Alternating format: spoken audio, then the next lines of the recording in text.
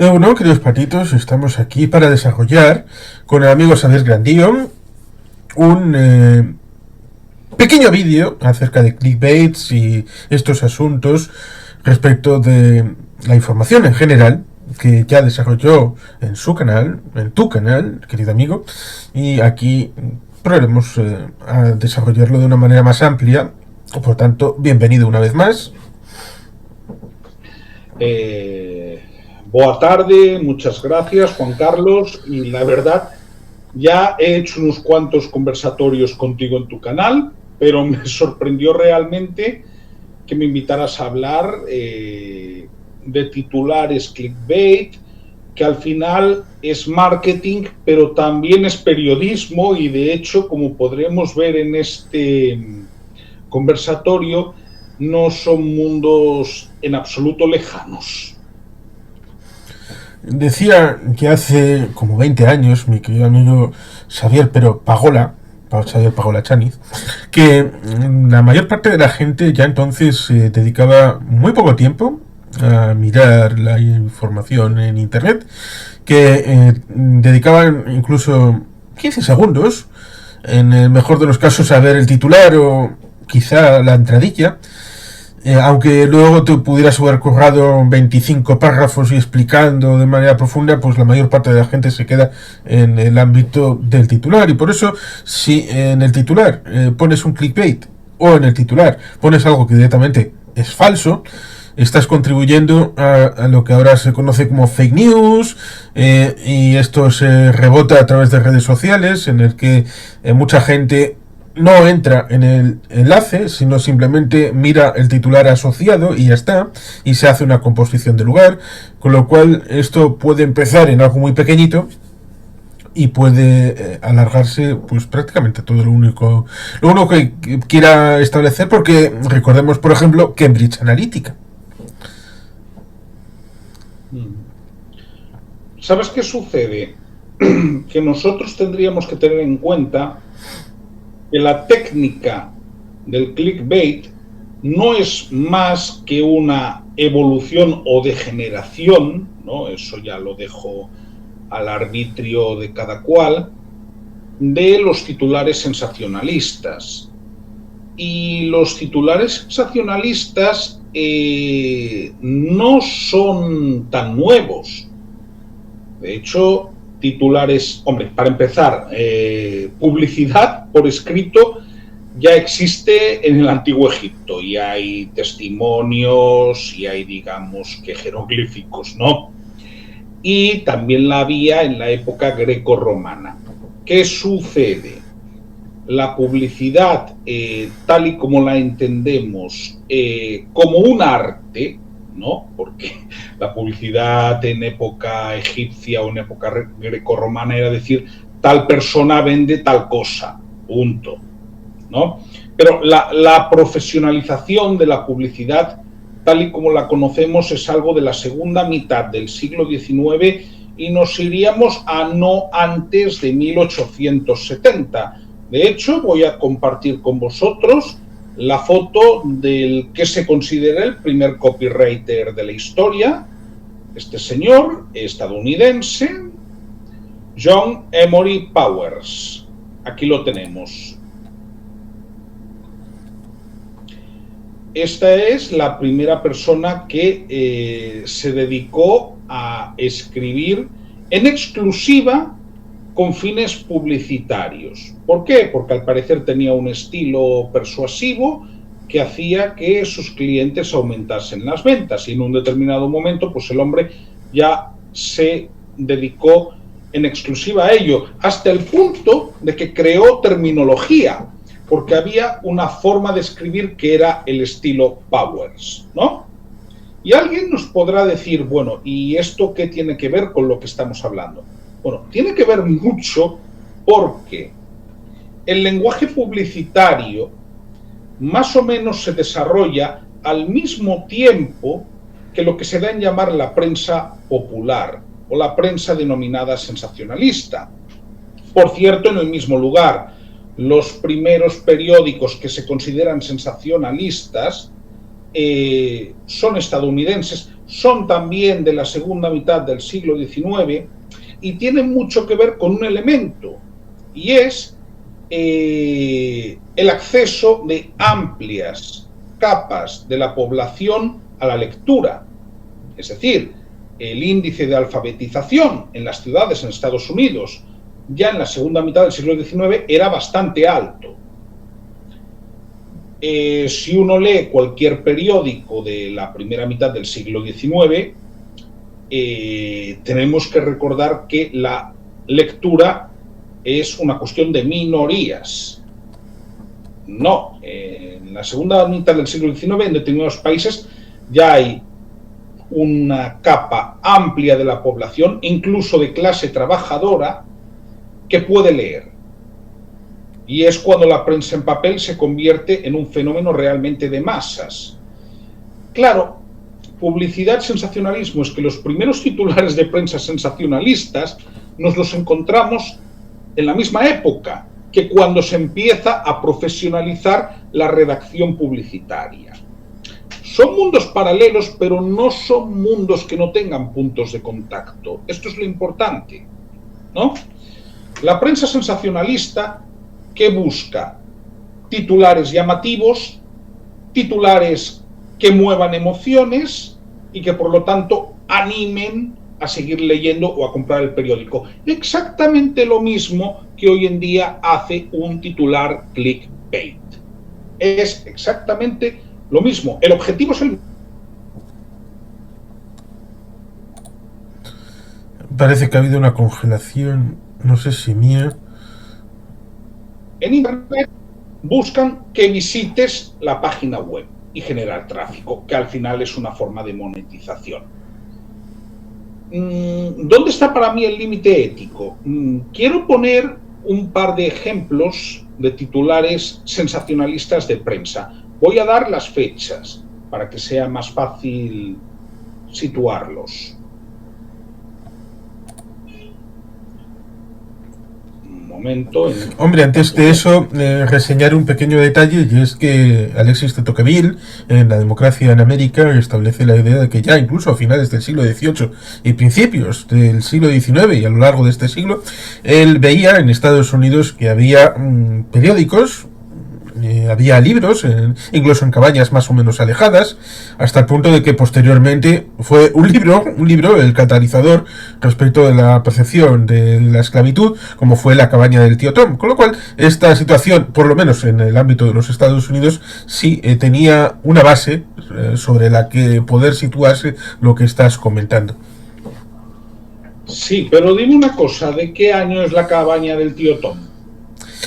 Pues ahora mismo no recuerdo exactamente de qué año es. Claro, es que por ahí tendríamos que ir, pero en cualquier caso, la cuestión esta es de 1852, es ya de la segunda mitad del siglo XIX. Quiero decir, nos vamos a lo siguiente. Por ejemplo, hay un pequeño libro que seguro que conocerás, que es Common Sense, Sentido Común, de Thomas Paine, ¿no?, que movilizó el independentismo de las 13 colonias. Sí, y tenía un estilo planteado para persuadir. ¿Cuál es el problema? Estamos hablando del acceso a la literatura o a la lectura por parte de camadas muy minoritarias de la población.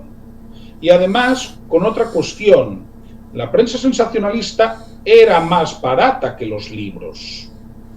Es que es un punto muy importante. Los periódicos sensacionalistas eran periódicos que se podía comprar un obrero.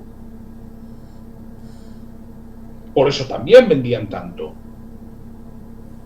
Y además hay otra cuestión. Cuando una persona está aprendiendo a leer, pero mira, si esto aún pasaba en España en 1960, 1970, si tú querías empezar a leer, había un periódico que nunca te aconsejaban que leyeras. ¿Sabes cuál era? El Alcázar. ¿Pero sabes por qué? Porque el Alcázar era un periódico que tenía muy pocas fotos.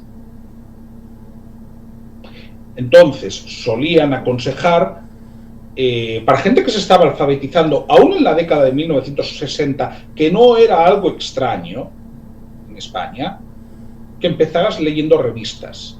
¿Por qué? Porque las revistas tienen muchas fotos y tienen menos letra. Entonces, es que esto no es menor, no es menor. Es decir, la prensa sensacionalista aparece en la segunda mitad del siglo XIX, primera, porque es más barata, segunda, porque ya hay una parte de la población de origen humilde que sabe leer, y tercera, porque crean un estilo que engancha porque mueve las emociones. En el Estado español, sin ir más lejos, hemos tenido y tenemos aún, lo que pasa es que la prensa escrita cada vez tiene menos peso, ejemplos de prensa más o menos sensacionalista. Y bueno, si hablamos ya de los periódicos deportivos, es que el sensacionalismo es la norma, ¿no? Sí. Pero volvemos a lo mismo. El Marca en el Estado español siempre se ha vendido bastante más que El País. No es casual, ¿eh? No es casual. No. Hasta el punto de que había un señor gallego de Pontevedra que para hacerle notar ciertas cosas, cierto colectivo pensó en poner un anuncio publicitario en el Marca y no en El País. Porque se lo leía más. Sí, porque solo leía el Marca. Bueno, lo de solo se leía el Marca es la imagen que se daba de él. Bueno, ahí había también algo de mitología. Es decir, sí es verdad, sé de quién me estás hablando, que era una persona a la que le gustaba mucho el deporte, pero el deporte en general, le gustaban varios deportes. Pero bueno, lo que se decía también es que solo leía el Marca y el Faro de Vigo. Sí, sé de quién me estás hablando. Pero, por ejemplo, y creo que tomar la prensa para irnos a lo que es hoy la publicidad es muy útil, quiero enseñar un titular que va a sorprender, pero que tiene su aquel. Vamos a ver.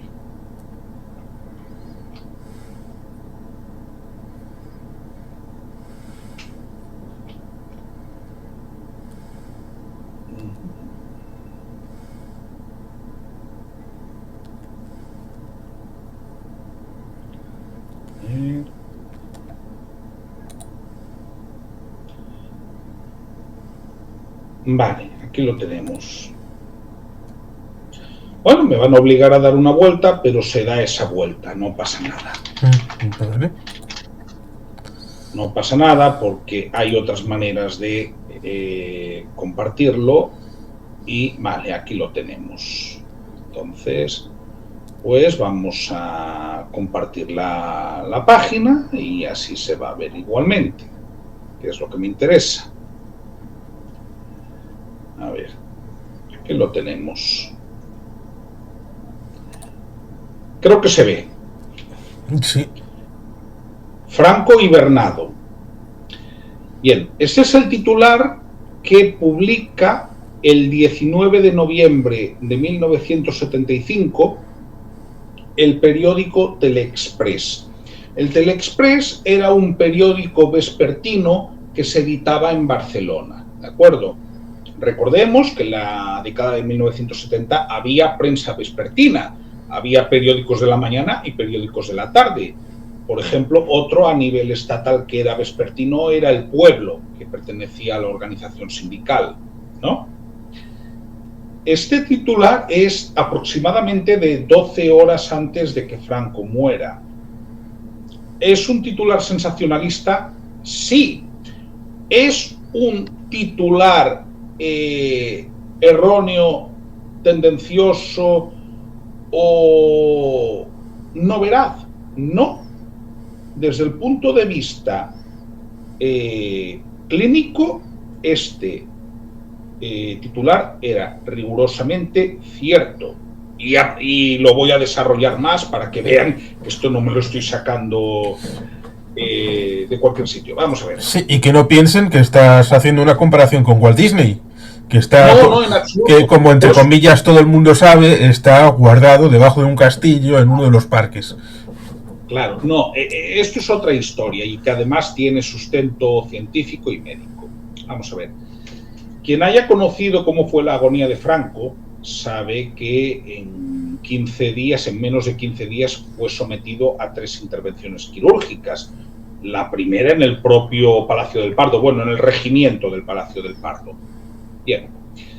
Cuando le hacen la última, que es no lo recuerdo ahora si es el 14 o el 15 de noviembre, pero en cualquier caso es uno de esos 2 días, en el posoperatorio vuelve a tener hemorragias y el día 18 pues ya se decide que no hay nada que hacer, de acuerdo, que no tiene sentido, vale.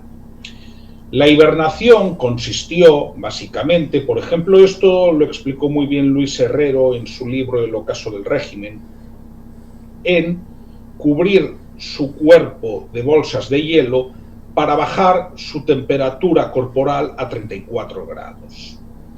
¿Qué se conseguía con eso? Se conseguía que el organismo pudiera seguir funcionando durante unos días, reducir la actividad metabólica, con eso, en principio, reducir también el riesgo de hemorragias que estaban siendo constantes, pero también hay que decir que esto únicamente servía para alargar la agonía. Y creo recordar que para el día 27 de noviembre había una decisión que tomar. Sí, de hecho caducaba el mandato del presidente de las Cortes, que era Alejandro Rodríguez de Valcárcel. La intención de Franco, que le había comunicado ya a finales de septiembre, más o menos en la época de los fusilamientos, era la de que él renovase el cargo, pero digamos que se ha hablado mucho de esta cuestión, pero yo las informaciones que tengo es que el día 18 ya la propia familia estaba por dejarlo morir en paz.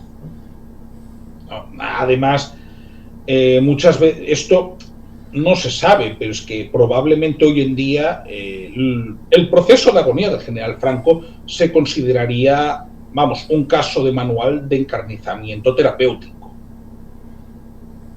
Sin demasiadas dudas, ¿qué sucede en un régimen dictatorial?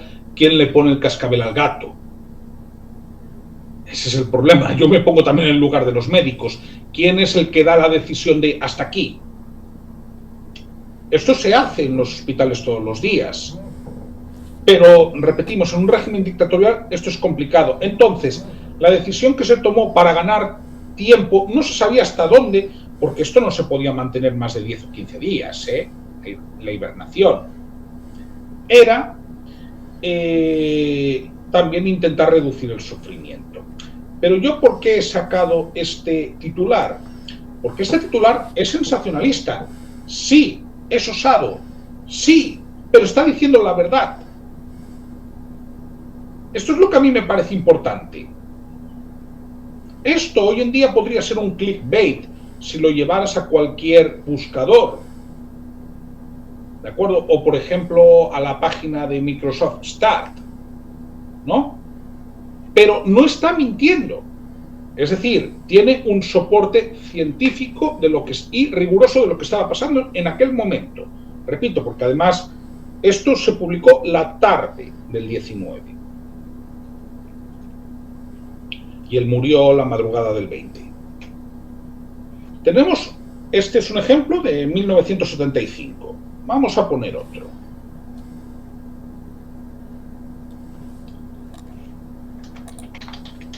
Este es más reciente.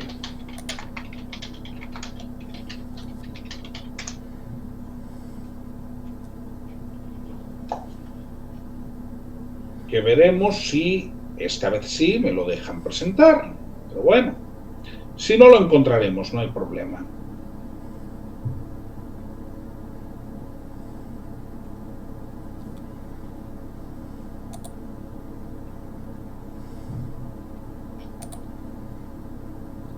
En algún lugar estará, sí, ciertamente. Sí, porque encontrarlo he encontrado. Lo que sucede es que no me lo aceptaba como... Y de hecho no solo lo he encontrado, sino que estaba guardado. Lo Lo que sucede es que no me lo admitían como archivo compatible. Esa ha sido la razón por la que he tenido que buscar otros caminos. Pero no porque no me hubiese hecho los deberes. Vamos a ver. Sí, al final resulta más sencillo hacer capturas, hacer una especie de documento PPT o un Word. Bueno, Word no, porque tienes que aquí para hacer presentaciones es o PowerPoint o PDF y suele ser más sencillo. Vale, tenemos aquí una. Esto es de febrero de 2004. El titular es ETA lanza una bomba política. Es del periódico de Cataluña. Bien. ¿Qué sucede en aquel momento? Estamos hablando de un momento, supongo que lo recordará la gente, y tú, Juan Carlos, seguro que lo recuerdas, de cuando ETA declara una tregua parcial solo en Cataluña, ¿no? Sí. Entonces, ¿qué sucede? Evidentemente, esto es un titular sensacionalista. Utiliza también la polisemia. Yo ahí ya no voy a decir si es de buen o mal gusto o cómo habría hecho yo las cosas, ¿de acuerdo? Yo quizás las habría hecho de otra manera. Pero, en cualquier caso, está diciendo algo cierto. Esto fue una bomba política hasta el punto de que Carod tuvo que dar un paso al lado y tuvo que ser sustituido como representante de Esquerra Republicana de Cataluña en el gobierno por Josep Bargalló. Como conseller en CAP y con la circunstancia de que en el momento en el que se produce en la zona de Perpiñán la reunión entre Carod Rovira y la cúpula de ETA, el presidente Pasqual Maragall está fuera de Cataluña, con lo cual en teoría ejercía la presidencia en funciones. Lo cual técnicamente tampoco ejercía el señor Carod Rovira porque técnicamente estaba en la Cataluña Norte y al salir del territorio, pero bueno, estos son disquisiciones que en el momento no se plantearon. Claro. Entonces, en ese sentido, estamos ante otro ejemplo de titular sensacionalista, pero titular veraz. ¿De acuerdo? Repito, con independencia de que nos parezca de mayor o menor gusto, ¿no? Aquí estamos hablando de si algo es verdad o si es mentira. Con cierta raya, en tanto en cuanto está haciendo el traspaso de lo que es una bomba fuera de los límites de lo explosivo.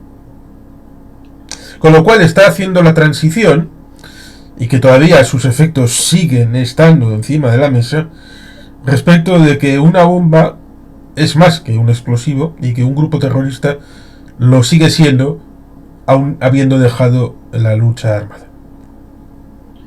Sí, en tanto en cuanto puede provocar determinados efectos, ¿no? Pero, repito, estamos ante un recurso que es sensacionalista porque activa las emociones, tampoco nos engañemos. Sí, apela a todo ese bagaje de atentados terroristas para que te lleguen a la retina cuando estás leyendo ese titular, para que pienses en Vic, para que pienses en Hipercor, para que pienses en Zaragoza. Efectivamente, pero, repito, cuando estamos en ese plano se está diciendo la verdad. Y en ese sentido, cuando se dice la verdad, no hay problemas, ni en el mundo del periodismo, ni en el mundo de la publicidad. Pero, ¿qué es lo que nos hemos encontrado en los últimos 10 años y de una forma mucho más marcada en los últimos 5? Los llamados titulares clickbait. Bien, antes de nada me vas a permitir que haga una pequeña presentación personal para quien no me conozca. Yo profesionalmente soy redactor de contenidos y copywriter. Es decir, yo esto lo hago todos los días. Por lo tanto, sé lo que es escribir de forma persuasiva, sé lo que es escribir un contenido más o menos aséptico. Y sé también que el copywriting tiene muchos aspectos en común con el periodismo. ¿Por qué? Porque si tú quieres, por ejemplo, escribir textos persuasivos de una cierta extensión y de una cierta calidad, vas a tener que hacer algo parecido a lo que hace un periodista. Un periodista, por ejemplo, si quiere publicar una noticia, debe tener como mínimo 3 fuentes que la respalden, distintas. Bien, un copywriter va a depender del caso, pero también tiene que buscar fuentes contrastadas. Ojo, si quiere hacer bien su trabajo. Entonces, claro que un copywriter apela a las emociones. Claro que hay titulares clickbait que van a que des clic. Pero para mí el problema no es ese. Para mí el problema que está pasando en los últimos tiempos es que nos encontramos con titulares muy espectaculares, pero que no tienen sustento detrás. Y voy a poner un ejemplo que estoy viendo hoy mismo y que lo tengo delante, ¿no? El titular. Y digo más. Esto te lo encuentras en medios generalistas, ¿eh? Y en medios generalistas de un cierto prestigio. No te tienes que ir a una página web perdida. Sí, que tiene que ver con la evolución de los medios de comunicación, la destrucción de los medios en papel y muchos otros elementos que, bueno, pues el que quiera saber, pues evidentemente tiene las vías para investigar. Efectivamente, pero como vamos a poner algo, pues aquí lo tenemos. Yo leo el titular, no lo voy a compartir por cuestiones de copyright. Es decir, hacerlo con el Telexpress no había problema porque el Telexpress hace muchos años que cerró, ¿me entiendes? Entonces, ahí no vamos a tener problema. Pero, por ejemplo... Sí, para saber lo que es el Telexpress, seguro que el señor Lamata, en la hemeroteca del buitre, explica bien qué era el Telexpress. Seguro, porque ahí encuentras de todo. Y por lo general, muy bien tratado y de una forma muy objetiva. También hay que decirlo. Yo, de hecho, llevo consultando la hemeroteca del buitre quizás 10 años. Porque por ahí los puede tener. ¿Sabes qué me ha surgido la inquietud de cuando empezó la mata? Sí, ¿no? Bueno. Pero mira, por ejemplo, el titular. Giro drástico del tiempo en España, 2 puntos. La EMET avisa de una anomalía y pone en alerta. Vale. Lo que viene a decir la noticia es que esta semana va a hacer algo más de calor, ¿vale? En un verano que no está siendo especialmente cálido, ¿vale?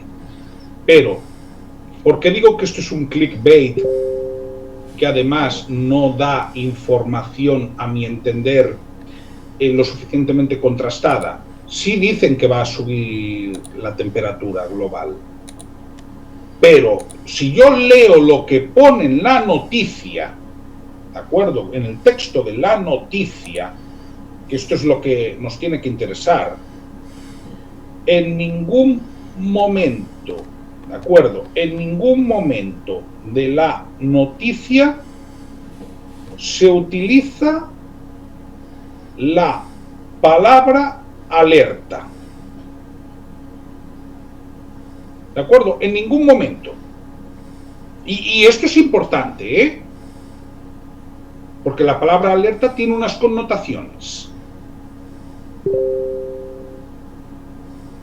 Es decir, yo, en el lugar de los redactores, habría puesto simplemente que avisa de una anomalía. O pone en aviso. Porque no es lo mismo poner en aviso que poner en alerta. Tiene otro significado. Y ahí ya es donde entramos con el significado de las palabras. Sí. Claro. Entonces, ¿qué nos hemos encontrado en los últimos tiempos? Hombre, yo no tengo problemas en decir que veo el Marca todos los días. Bueno, igual que veo el ABC y muchos otros periódicos, ¿no? Digitales. Bien,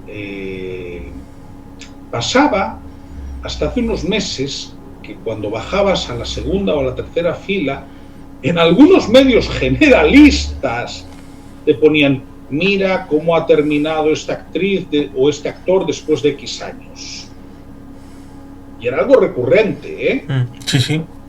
Lo vi de artistas de diverso índole, algunos que estaban, otros que ya no estaban, otros que aparentemente decían que estaba viejísimo y podían tener 40, 50 años, toda la variedad.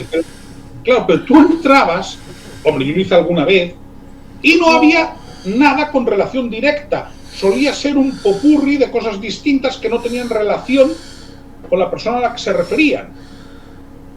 ¿Por qué? Eran titulares que estaban concebidos como anzuelo para que se picase y para explotar esa vena cotilla que tiene el cerebro. ¿De acuerdo? Pero ojo, no os sintáis mal por eso. Es decir, esa tendencia en mayor o menor medida la tenemos todos. Ahora, puede pasar que una vez que te pasa esto, no te pase una segunda porque ya has aprendido. ¿De acuerdo? Sí, que esa es la razón por la que en los años 20 y 30 las estrellas de Hollywood tenían un contrato específico con las majors y luego tenían que hacer contratos puntuales para un intercambio, porque igual la Metro quería una estrella que tenía otra compañía y otros querían las de la Metro que tenía más estrellas que el cielo, y eso venía relacionado también con lo que podemos ver en LA Confidential respecto de la situación de, bueno, quien haya visto la película ahí tiene un asunto bien interesante. Probablemente una de las últimas grandes aportaciones al cine del género, aquella de 1997, con un libro, eso sí, todavía mucho más denso, e incluso algún momento dijeron que era imposible de adaptar. Bueno, hicieron algo más o menos decente. Entonces, un poco la clave que tenemos es esta: sensacionalismo, clickbait, copywriting, son conceptos relacionados que van de la mano. La cuestión es: ¿se dice o no se dice la verdad? O, voy más allá, el titular responde las expectativas que se generan a lo que hay después en el desarrollo. Porque para mí esto es lo principal. Por supuesto, lo primero, veracidad. No se pueden decir mentiras y mucho menos a sabiendas.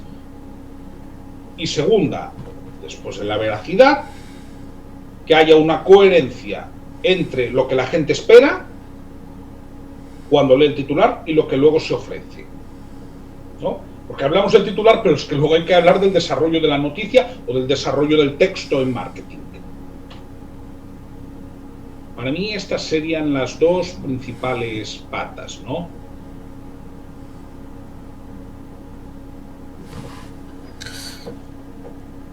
Y ciertamente, podríamos poner otro ejemplo, como ese de Salvadorilla copia no sé qué del PNV, y luego en el cuerpo de la noticia el PNV desaparece completamente. Con lo cual el que trata de captar está utilizando algo ni siquiera de la propia Cataluña, de fuera de Cataluña, para tratar de atraer el ojo y diferenciarse respecto de otros medios que puedan tratar más o menos el hecho de la investidura y la toma de posesión de Salvadorilla, para con esa aparente diferenciación y un enfoque particular entrar en un diferenciarse para acoger más público, pero luego claro, es como si ponemos los pleiadianos van a estar en la investidura de la presidenta Kamala Harris. Bueno, pues en el desarrollo tendré que explicar algo de los pleiadianos. No podré luego hablar de una tienda de garbanzos que está en la esquina de la calle Cuarta con la avenida no sé qué de New York y pues no tiene ningún sentido. Con lo cual, si esto no tiene ningún sentido en algo que es tan evidente, ¿por qué la gente lo aceptaría en algo más elaborado? Aunque con el mismo principio activo. Claro, pero ahí volvemos. Además pasa una cosa, la política, porque has entrado ya en el plano político y me parece muy interesante, y vamos más allá, no solo de lo que es el periodismo, sino incluso de la comunicación política, ¿no? Hombre, podría haber entrado también por el ámbito deportivo, porque ahí tenemos a Simone Biles, que ha tenido una complicación, no ahora, pero sí hace 4 años, respecto de si se creía o no el hecho de que cierto entrenador también hacía ciertos abusos con respecto a las jugadoras, las gimnastas rítmicas, pero también había permeación a otros deportes. Hasta que no salió el Me Too y el tema de Harvey Weinstein, parecía que se podía meter a actrices y a actores, cosa que también, hermano, yo te creo, el hecho de que haya violación homosexual. Por lo tanto, hasta que ese momento, la presión, el ámbito de ser poderoso, llevó a, bueno, mientras dé dinero, la cosa funciona bien. Mientras nos dé medallas, la cosa va bien. Y esto de ocultar elementos que podía salir y también tomar el cariz de situaciones que fueran clickbait o dificultosas. Por tanto, no solamente es el tema político, sino también el tema político, porque esto de hacer clickbait y de mentir en titulares es algo que, por ejemplo, ha hecho Donald Trump durante mucho tiempo. Es que la política tiene un problema para la veracidad, ¿y sabes cuál es? Que no existe el copyright. Es decir, tú puedes copiar y pegar un lema. ¿Cuántas veces no se hace eso? Sí. Mira, yo de hecho, cuando uno ve Make America Great Again, lo puede encontrar asociado a Ronald Reagan. Sí, pero incluso cuando se habla de la fuerza del cambio, que eso es algo recurrente, ¿no? En política te lo encuentras. O lo que dijo Maduro de la revolución dentro de la revolución, que es como... Eso ya lo dijo Mao Zedong. Sí, eso ya es y se parece mucho también a lo del cambio dentro del cambio que dijo Felipe González en 1993. Sí, porque él había llegado con la vítola de por el cambio.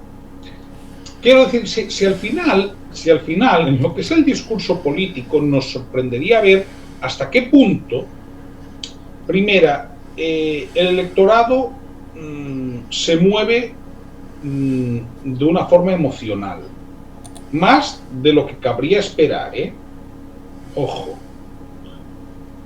y cómo el discurso político, que ahí hay copywriting también, se centra en esas cuestiones.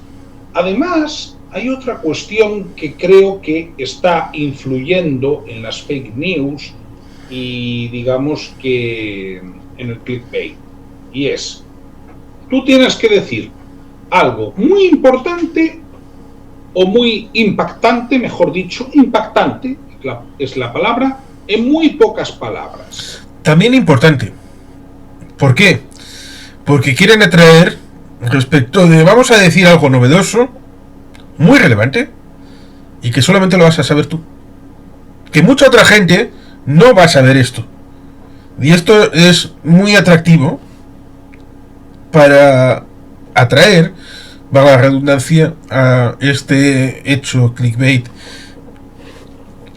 Sí. Que es emocional, es darte a ti que eres importante. Eres más importante que toda esta otra gente que es ignorante de esto.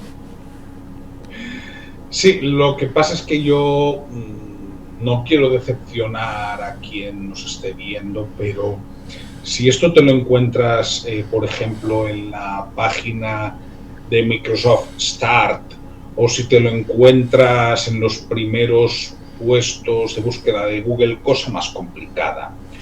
O si te lo encuentras en un medio generalista, pues, o de masas, mejor dicho, puede ser generalista o puede ser deportivo, probablemente no seas tan especial. Es decir, hay un crítico literario, no estoy de acuerdo con muchas de las cosas que dice, pero sí hay una en la que básicamente estoy de acuerdo, ¿no? Y es que dice que muchas veces la educación entendida como formación, ¿no?, académica, pues es, digamos, que una preparación para el desengaño. Y ciertamente, tú cuando ves un tema clickbait, pues cuando has picado te sientes como un pelanas, como un pringao. Es decir, como me la han metido doblada. Entonces, realmente hablamos de un clickbait malo, no hablamos de un clickbait bueno, ¿no? Y eso precisamente, si digamos que funcionas de una forma más o menos racional, te va a servir para que no piques una segunda, una tercera o una cuarta vez con el mismo tipo de noticia. Es decir, el que te quiera hacer un clickbait y meterte la doblada se lo va a tener que currar más. Por ese motivo, ya no vemos tanto ese tipo de titulares de mira lo que le ha pasado a esta persona X años después. Ya no los vemos tanto. ¿Por qué? Porque ya los han quemado. Es que el problema, además del clickbait cuando es fraudulento, es que me recuerda al vendedor chapucero, ¿no?, que te intenta vender de 5.000 maneras una cosa que no necesitas, que quizás te la acaba vendiendo, pero al cual nunca le vas a comprar algo más, ¿no? O bien porque lo que te ha vendido no está en condiciones, o bien porque realmente no lo utilizas, ¿entiendes? Ese es el mismo efecto que genera un titular clickbait fraudulento. ¿Qué sucede? El periodismo es otra historia, en el sentido de que hay un determinado nicho, ¿de acuerdo?, que está quizás dispuesto a comprar titulares sensacionalistas que quizás no tengan tanta base después en el desarrollo.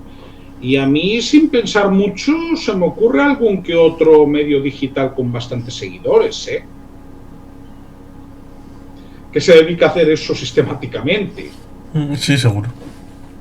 Entonces, ese es el tema. ¿Qué sucede? Ahí ya vas con lo que es un público bastante cafetero, bastante ya predispuesto, y digamos que es relativamente fácil jugar con eso. Ahora bien, lo que sucede es que el ámbito comercial es bastante más competitivo y digamos que da mucho menos lugar a este tipo de trucos que el político.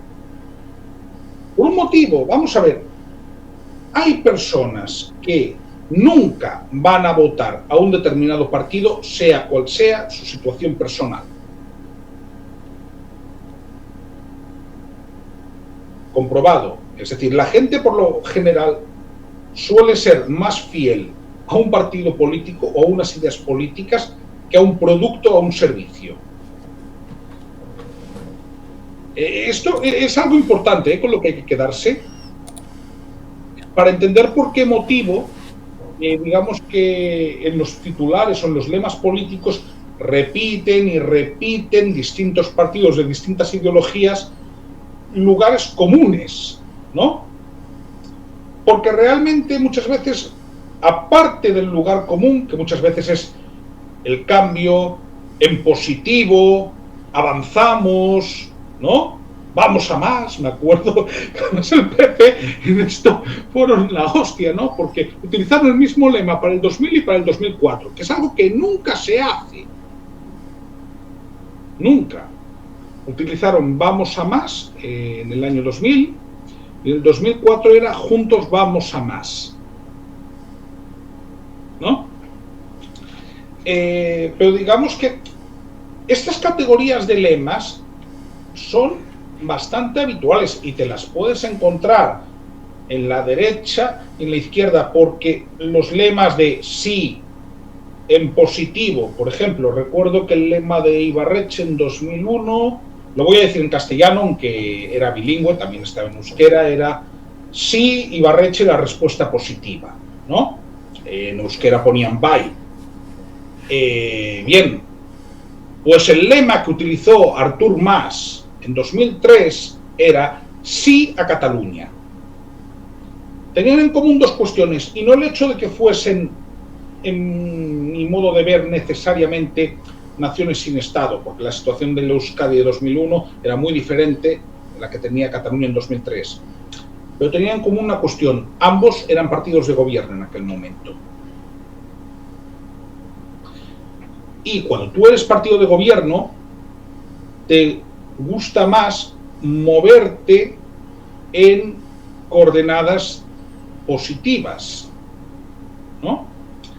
De hecho, esto es muy importante tenerlo en cuenta, ¿no? Porque es la idea: nosotros ya estamos haciendo esto, queremos seguir. Mientras que el partido que está en la oposición va a apelar al cambio, ¿no? Pero por eso te digo que son lugares comunes bastante recurrentes. También te los puedes encontrar en el PSOE, cuando están en la oposición.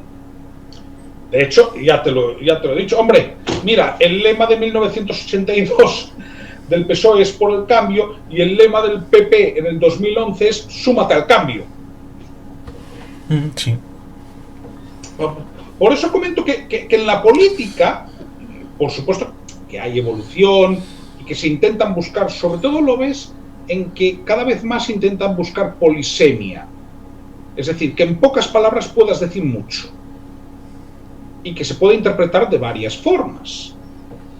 Pero en ese sentido, lo que es la redacción publicitaria va, a mi modo de ver, un paso por delante, ¿no? Para mí esta sería la conclusión, y va un paso por delante para bien y para mal. Sí, ciertamente, porque nos podemos encontrar con el caso de cierto pseudo periodista, con el caso de la pandemia, acerca de el presunto mal uso de una máquina por parte de Manuela Carmena. Sí. Y ese tipo de elementos son importantes porque luego este muchacho y su compadre, que han hecho una formación política, ha caído a las europeas, se establece con ese Vito Quiles y Alvise Pérez el hecho de que han contraído un contrato aparente con la sociedad de decir: vamos a socavar los pilares de la corrupción, vas a sacar audios y vídeos, cuando ya él sea eurodiputado. Ya es eurodiputado, hace muchas semanas. ¿Ha sacado los vídeos? No. ¿Ha metido? Claro que sí.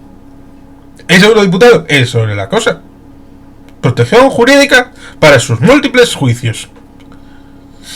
Y por otro lado, presuntamente, voy a decir presuntamente, porque a diferencia de mi amigo Curve Planet, que ha sacado el asunto, voy a tratar de cubrirme en salud. Presuntamente dicen que cuando surge alguna de estas cuestiones en las que hay problemas porque alguien ha atacado a alguien y se omite aparentemente la nacionalidad, este tipo de pseudo periodistas meten en la canción a alguien que no tiene nada que ver, pero tiran de datos y dicen: no sé quién de la provincia de Alicante, y ponen el DNI, el número de teléfono y las redes sociales. Sí, ha sido este, según el interés que haya. ¿De dónde puede salir? Ha dicho que va a vender, vender. Vender lo que ha vendido es la idea de que va a regalar por sorteo el sueldo de eurodiputado, cosa que legalmente no puede. Otros ya lo ofrecieron y mintieron entonces, y miente este ahora. Hay que introducir los datos en una página web, todos tus datos, Y hay una cláusula en la que remite a que esos datos los pueda utilizar incluso en redes sociales, libremente.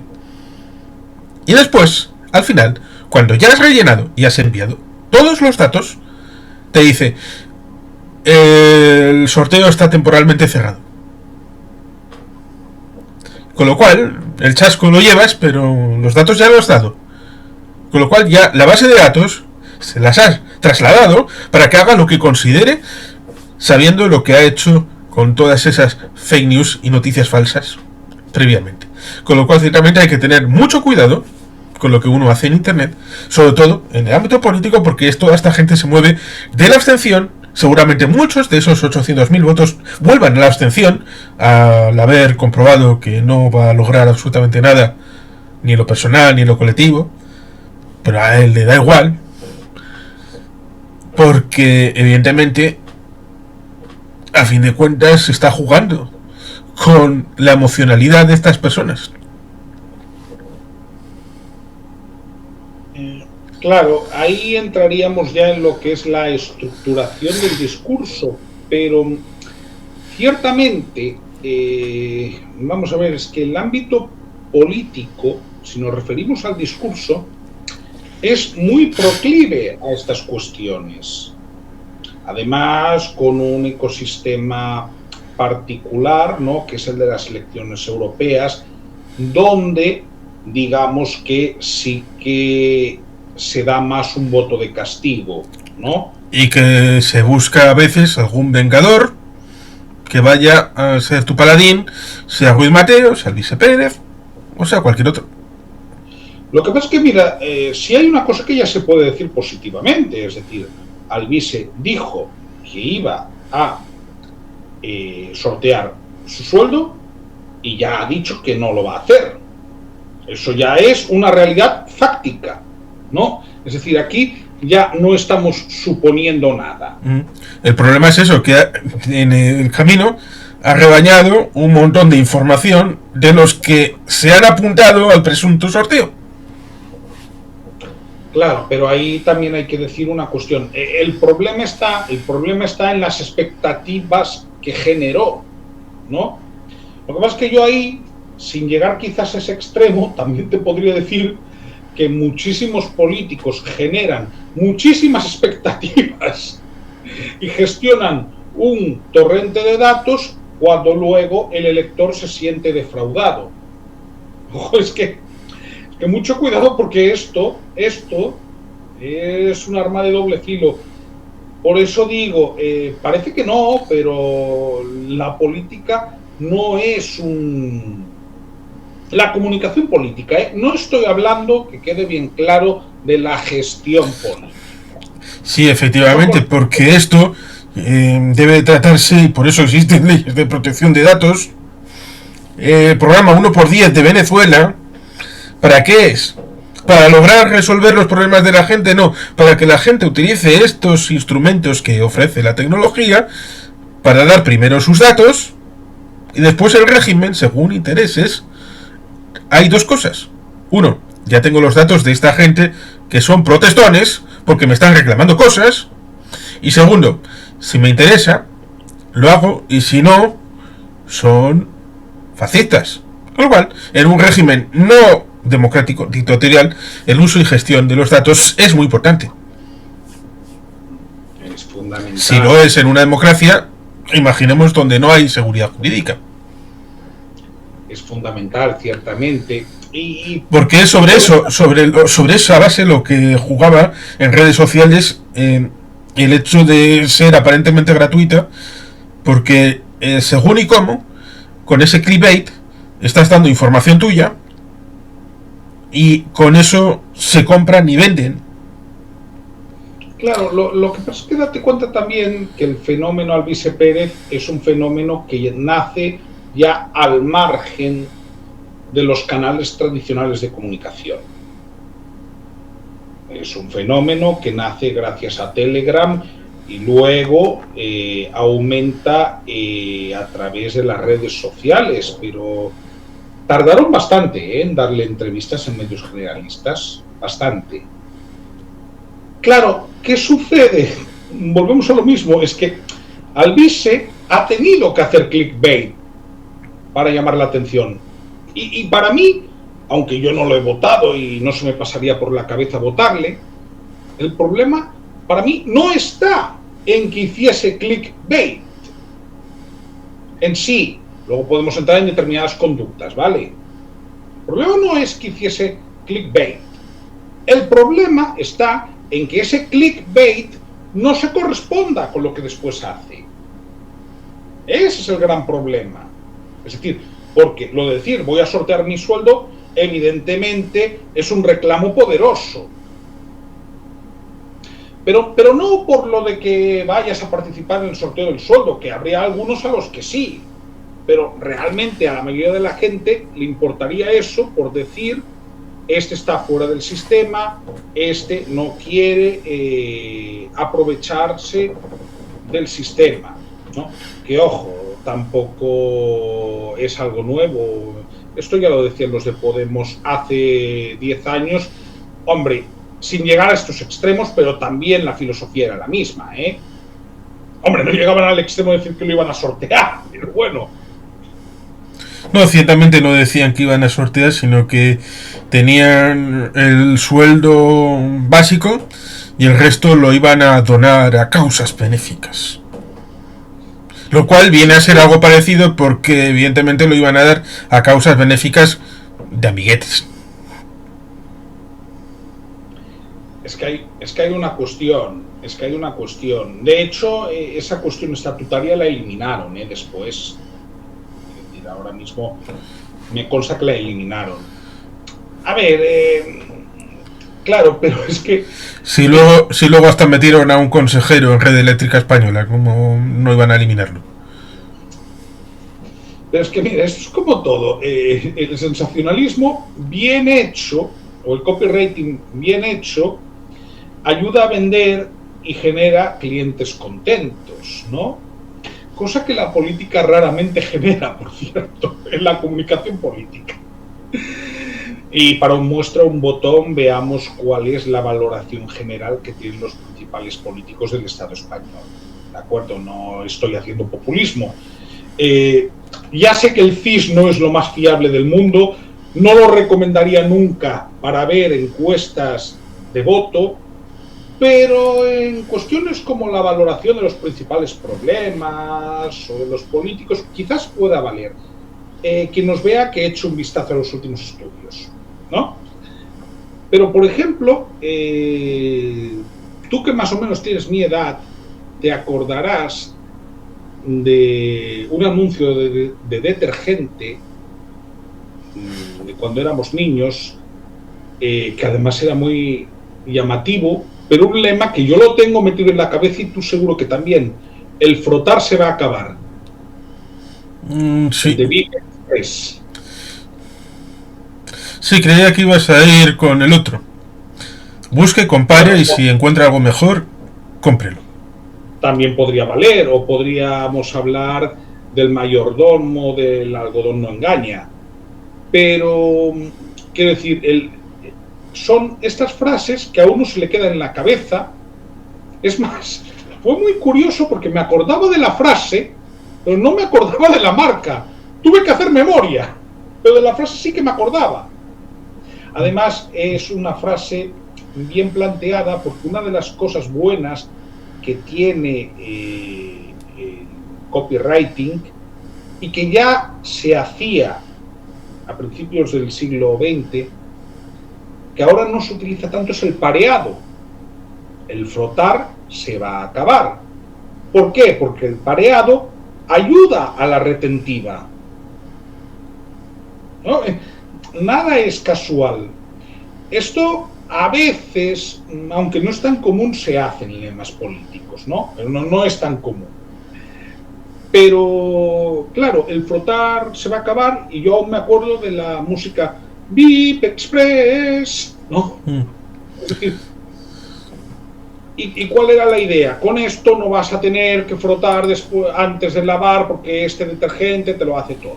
Bueno, el caso es que, hombre, a algunos les iría mejor, a otros les iría peor, pero por lo general no ha pasado a la historia como un anuncio fraudulento, ¿de acuerdo.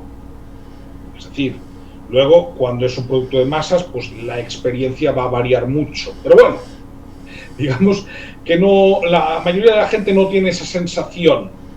Pues esa es la cuestión, ¿no? Cuando tú haces un lema o cuando escribes algo, que lo que tú luego vas a poner debajo no defraude lo que has puesto arriba, ¿no? Y yo creo que esta es la cuestión principal. Es curioso porque yo, cuando hice el vídeo al que has hecho referencia en mi canal, lo hice como una reflexión, sobre todo, como una reflexión más dirigida quizás a la gente que se dedique a ello, porque copywriters hay muchos, que hacia el público general. No porque el público general no lo pueda ver, no. Pero sí porque es algo que hace daño.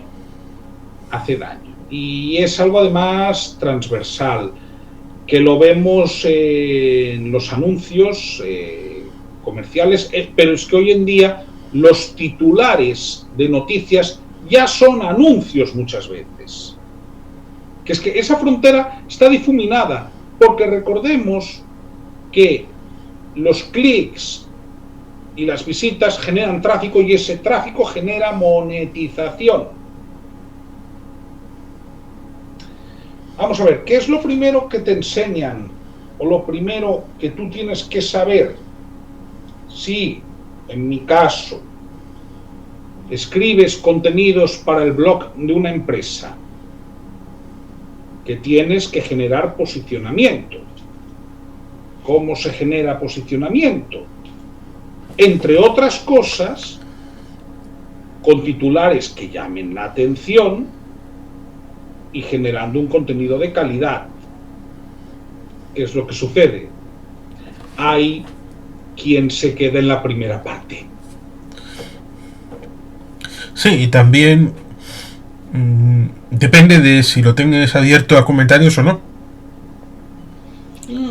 Porque sí, estoy pensando en cierto grupo de noticias que su principal cabecera tenía abierto el comentar las noticias, hasta el punto de que entraban trolls contrarios a la ideología por un extremo y por el otro, y dejaban el asunto hecho unos zorros. Pero generaba visitas, generaba monetización, era bueno para la empresa, a pesar de que para el fondo ideológico era horrible, era nauseabundo.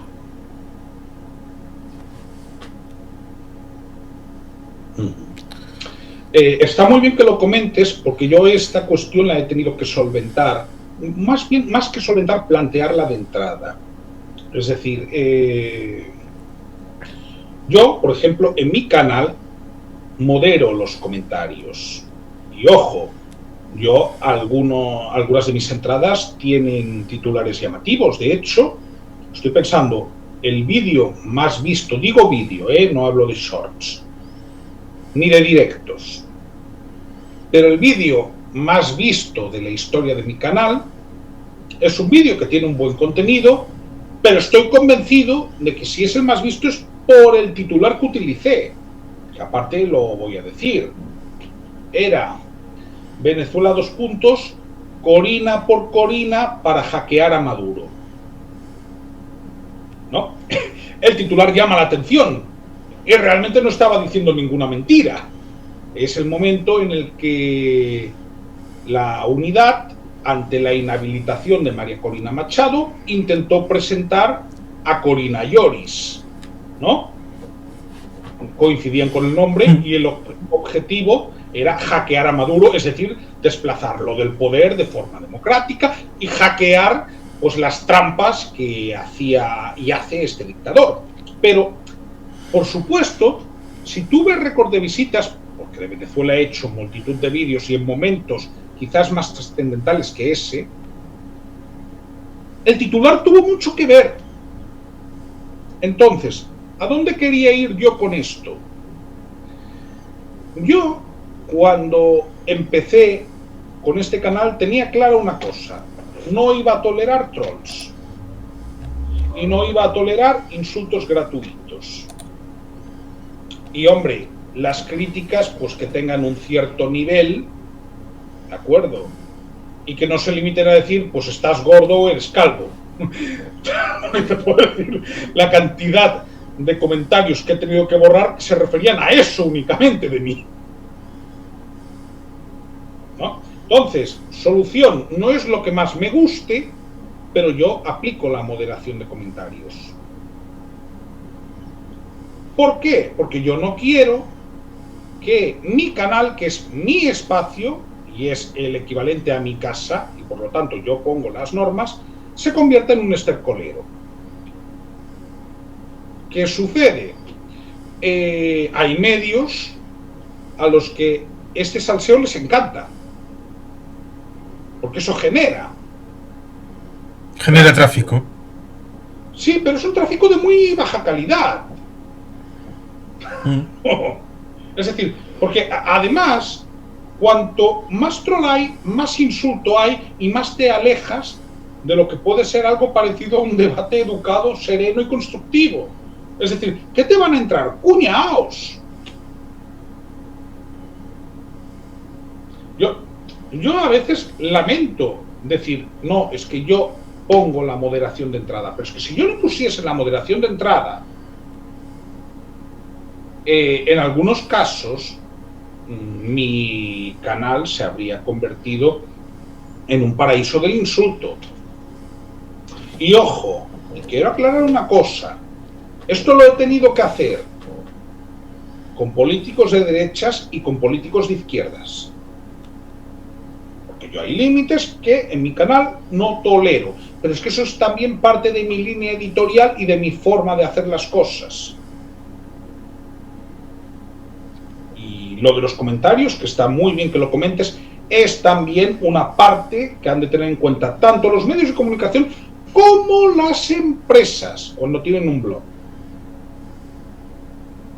¿Qué comentarios se hacen públicos o cuáles, por unas cuestiones de civismo, hay que censurar? Y sí, digo la palabra censura, porque no todo vale. El insulto no vale. Una cosa es debatir, otra cosa es insultar. Y yo en esto sí es algo que lo tengo muy claro.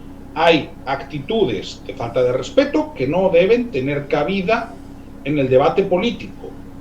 Yo puedo decir que Maduro es un dictador, un criminal y un asesino, pero yo no tengo que decir que la persona que defienda a Nicolás Maduro sea eso por definición. ¿Entiendes cuál es el matiz? Sí.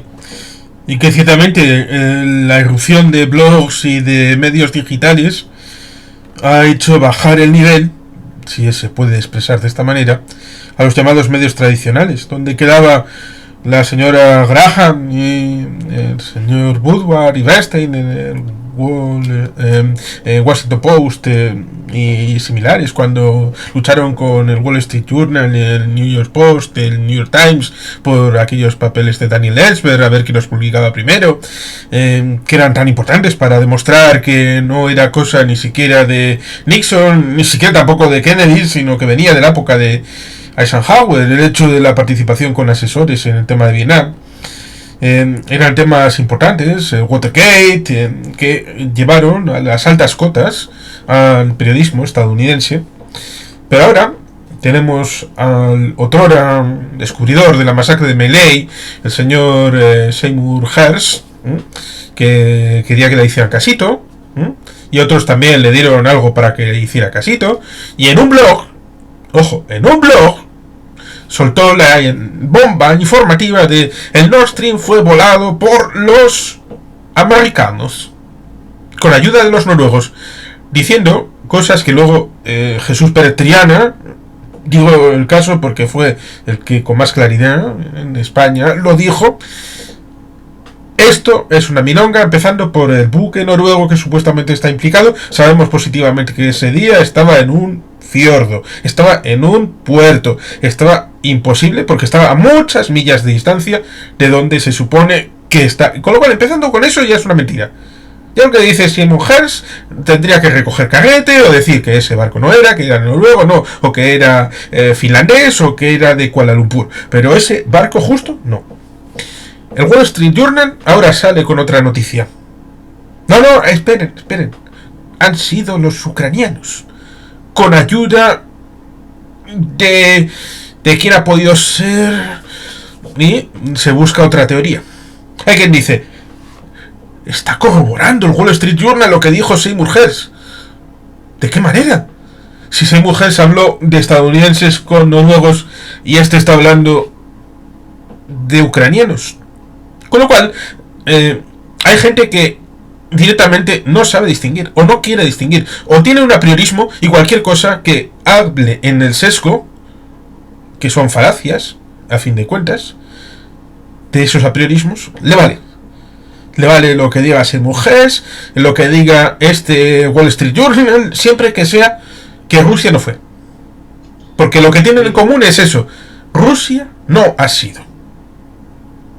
Mira, en la época de internet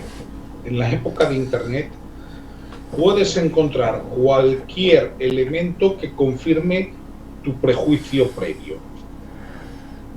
Y no hay que buscar demasiado, es que para mí esa es la conclusión. Tú tienes un sesgo. Una de las problemáticas, ¿no?, digamos, de movernos ya en una sociedad totalmente digital, es que antiguamente, bueno, pues las relaciones las tenías con la gente del lugar donde vivías, sobre todo, ¿no? Y sobre todo en entornos pequeños, digamos que pues era más difícil a veces confirmar ese sesgo. Estoy hablando de casos que puedan ser ya complicados, ¿no? Todos tenemos sesgos. Pero ¿qué sucede ahora?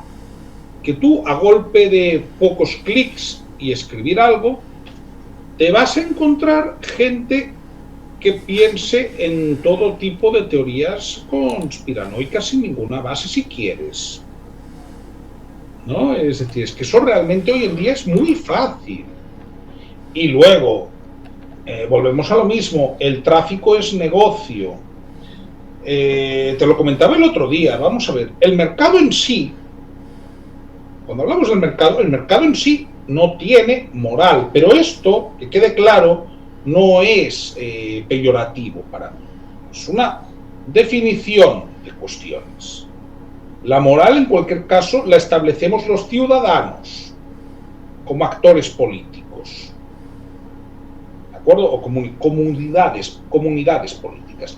Pero el mercado en sí no la tiene. El mercado entiende que hay cosas que se compran y se venden, que tienes un público. Si hay un público que quiere eso y hay suficiente nicho, va a haber medios que lo den. Es que ese es el problema. Porque además, ¿qué te encuentras? Con internet ahora mismo, pues, por ejemplo, tú y yo hablamos, bueno, entre otros idiomas en ambos casos, pero hablamos un idioma que tiene una dimensión bastante global, ¿no?, que es el castellano. Bien, hoy en día, yo te puedo hablar de mi caso, yo tengo muchísimo público latinoamericano. Pero eso puede ser bueno para hablar con rigor, pero es que le vale igual al que no habla con rigor, o al medio de comunicación que no escribe con rigor. Es que esa es la cuestión. Antes era más difícil conseguir esos nichos. Y un tema clickbait funciona porque puede funcionar en determinados nichos, aunque la mayoría de la gente lo considere falto de calidad. Y que ciertamente sería bastante fácil apelar a cierta nostalgia. Yo lo hice o no lo hice cuando apelé ciertamente al Wall Street Journal de los años 80, o simplemente estaba haciendo una mera descripción. Hay quien dirá, estás haciendo historia. Hay quien dirá, es porque como eres del 82, estás haciendo nostalgia de aquel periodismo puro. Ah, Es un riesgo que haya quien, no lo mío, sino que quiera establecer desde una cierta superioridad moral la idea, esto de ahora no es periodismo, y puede que no lo sea, pero lo que no puedes establecer es una categoría en la que lo de antes era completamente puro, y ya lo has desmontado en buena medida antes. Decir, no, lo de antes era periodismo porque buscaban la verdad absoluta, como si antes no hubiera clickbait, ni prensa amarilla, ni sensacionalismo, ni nada. Y ahora como hay mucha posibilidad de no hacer periodismo, sino simplemente buscar alimentar esos sesgos, buscar alimentar el sesgo, aunque evidentemente hay que saber primero qué sesgos son mayoritarios, qué neuras de la gente son más amplias, porque evidentemente si no en las portadas de los periódicos generalistas estaría la tierra plana, que sigue existiendo, los tierra pizzas siguen estando, y tiene más éxito otras conspiraciones que no la de la tierra pizza. Evidentemente en fútbol esto lo tenemos todos los mercados de Griezmann va a fichar por el por el Getafe. Griezmann va a fichar por el Getafe y además va a ser portero. ¿Te lo podrías llegar a encontrar? Sí. Claro, pero yo quiero enseñar esto porque vamos a ver si el problema no es que no haya existido esto. Total, siempre han ocurrido sorpresas como cuando Michael Jordan dijo, me voy al béisbol. ¿Quién se lo esperaba? No, y quiero decir, lo que es el periodismo sensacionalista o los cantamañanas del periodismo siempre han existido. Los vendedores charlatanes siempre han existido. Si el problema no es ese. De hecho, te quería poner, por eso he compartido, una portada del Marca. ¿De acuerdo? Esto puede tener 17, 18 años. 20 no tiene. ¿De acuerdo? Verdugo Turienzo. ¿Esto sabes por qué fue? Creo recordar que era un árbitro. Sí, Turienzo Álvarez.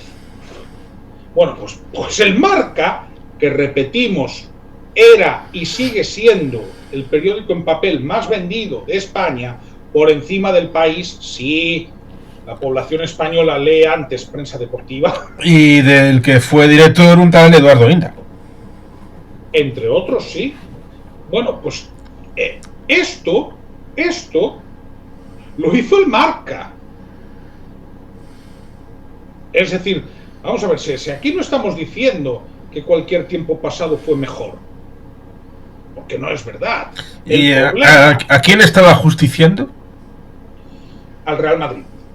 Hombre, pero a ver, hablemos claro. Es decir, yo como periódico deportivo suelo leer el Marca, pero por una razón, y es que quitando las páginas del Real Madrid, que a ver, el Marca tira hacia donde tira, pero en ese sentido hay que decir que los periódicos deportivos en el Estado español no se suelen esconder, ¿eh?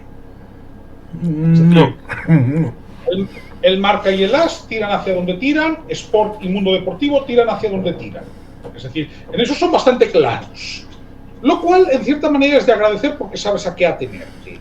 Pero, no, a ver, yo leo el Marca porque sí que es verdad que derivó bastante al sensacionalismo en una determinada época. Porque, a ver, esta portada es una exageración. Básicamente porque por una actuación arbitral yo es que vi ese partido.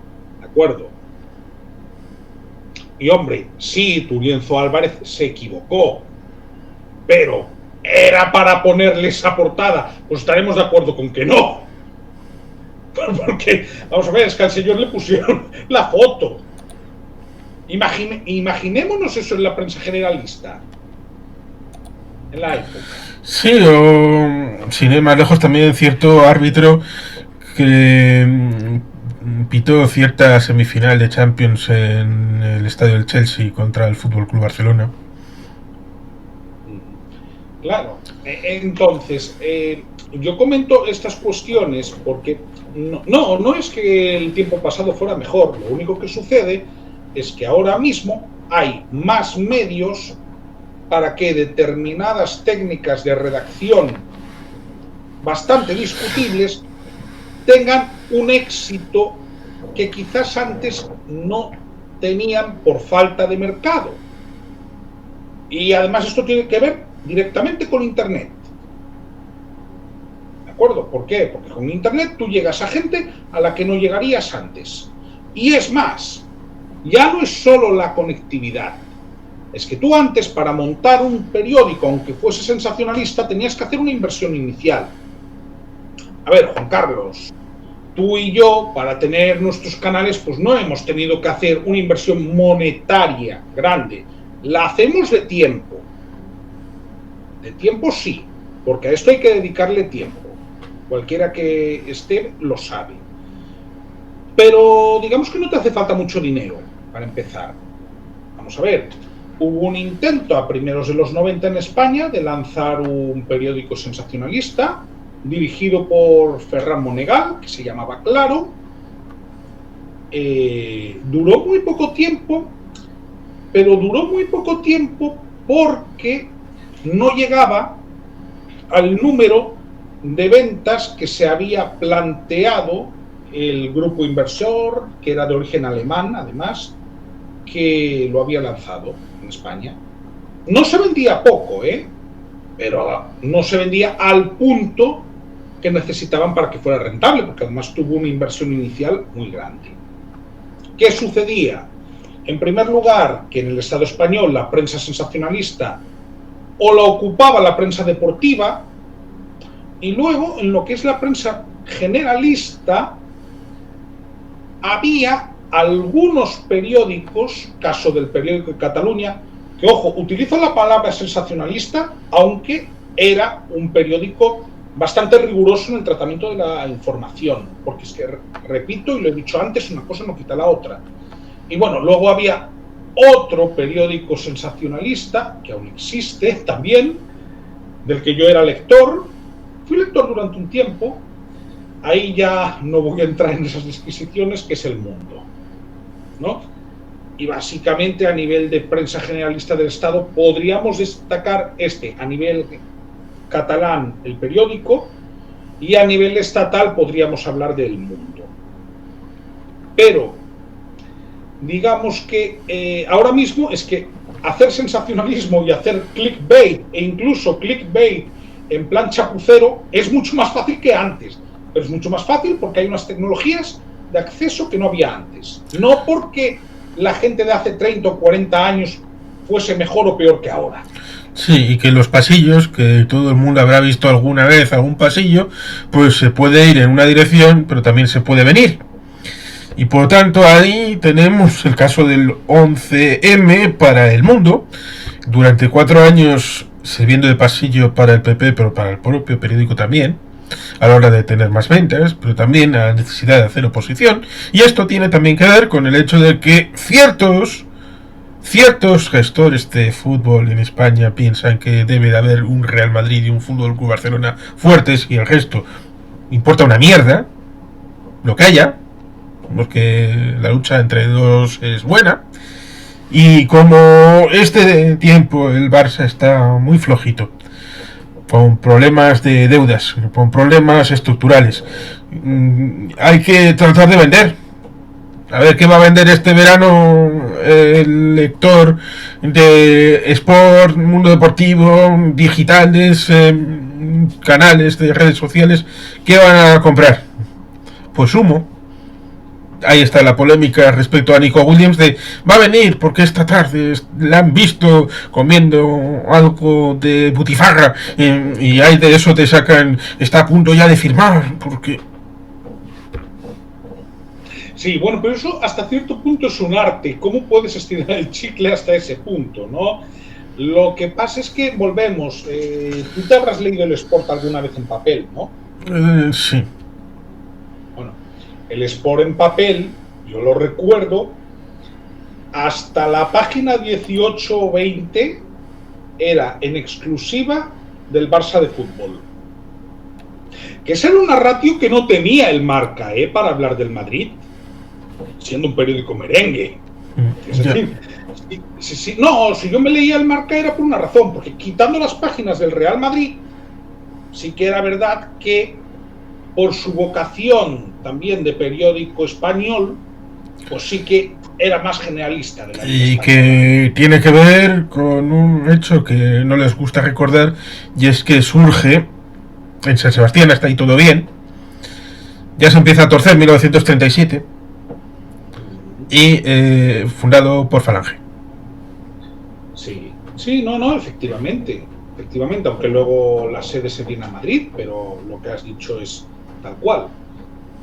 Pero lo que te quiero decir es que, repito, es un debate que yo creo sinceramente que no se va a agotar nunca, o como mínimo creo que durante mi vida no se agotará, tomará otras formas u otras, digamos, otros canales de expresión, pero eso lo vamos a tener siempre de una u otra manera. Lo que sí es importante es ponerlo encima de la mesa, explicarlo y que la gente, siendo consciente de esta circunstancia, pueda tomar decisiones racionales a la hora de informarse. Y que sepa dónde acercarse y dónde no. Que sepa la verosimilitud y la credibilidad que puede ofrecer según qué medios, porque ya no se estila eso de soy periodista, necesito de informar de algo que tengo que decir. Voy a esperar a que tenga 3 confirmaciones. ¿Para qué? Si entonces me lo va a pisar el otro maroto, el de la moto, y por lo tanto ya he perdido la primacía y no me lo va a ver ni mi abuela. Por lo tanto, si tengo algo, lo saco. Y luego, si hay que pedir perdón, que me lo diga un juez. Sí, normalmente ese es el tratamiento, pero repito, el tema del clickbait hoy en día ya es un híbrido entre publicidad y periodismo. Por eso yo al principio he querido insistir mucho en que, aunque son mundos paralelos, han ido convergiendo en muchísimos aspectos, ¿no? Y no es casual que se popularizase la publicidad al mismo tiempo que la prensa de masas. Lo que sucede es que ahora muchas veces lo que supuestamente es informativo es en realidad publicitario, ¿no? Y ahí está, pues, el reto de saber discernir. Y quiero finalizar diciendo una cosa. Un anuncio no tiene por qué no ser veraz. Ojo, eso es importante, ¿eh? Y un texto comercial no tiene por qué no ser veraz. Quería dejarlo como última reflexión. Sí, porque hay unos entes supuestamente regulatorios sobre la veracidad en la publicidad que nunca nos han sabido explicar si han funcionado, si no han funcionado, si han tenido impacto o no tenido impacto, porque en general solemos seguir viendo los medios publicitarios más o menos en la misma línea que antes de anunciarse estos supuestos entes regulatorios. Efectivamente. Bien, por mi experiencia no suelen pintar demasiado. Es que, para insistir, nos lo ponen incluso en marquesinas de autobús, estamos vigilando para que en estos ámbitos la publicidad sea veraz y para su protección y para su seguridad y todo esto. Y uno no sabe en qué queda. Llevo unos cuantos años en el gremio, a mí no me ha influido nunca. Bueno, pues ciertamente, si es algo que quieras hacer, algún tipo de cierre o conclusión abierta, porque evidentemente una conclusión sería hacer como un cuadro y decir, el cuadro está pintado. No, esto no es una imagen fija, sino una evolución que está abierta por el inicio, está abierta por el final, es evolutivo y por tanto continuo. Es que coincido con ese punto de vista. Digamos que vamos a seguir viendo esto y habrá que ver cómo evoluciona. Esa es la idea final. Pues ciertamente agradecido de que hayas estado nuevamente por aquí y que lo más seguro es que, salvo que haya una invasión zombie o de gatos o de perros, nunca se sabe lo que puede pasar, o a través del virus del mono, que desaparezcamos, bueno, pues en algún momento con algún otro tema volveremos. Hasta más ver.